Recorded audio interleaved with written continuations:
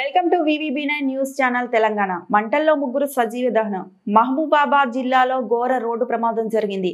మరపెడ శివారు ఎల్లంపేట స్టేజ్ సమీపంలో 2 లారీలు ఎదురెదురుగా ఢీకొని మంటలు చెలరేగాయి. ఈ ప్రమాదంలో 2 లారీల డ్రైవర్లు, క్లీనర్లు సజీవ దహనం అయ్యారు. ఘటనా స్థలానికి పోలీసులు చేరుకొని ఫైర్ ఇంజిన్ సహాయంతో మంటలను ఆర్పి ట్రాఫిక్ క్లియర్ చేయించారు. మరిన్ని వివరాలు తెలియాల్సి ఉంది.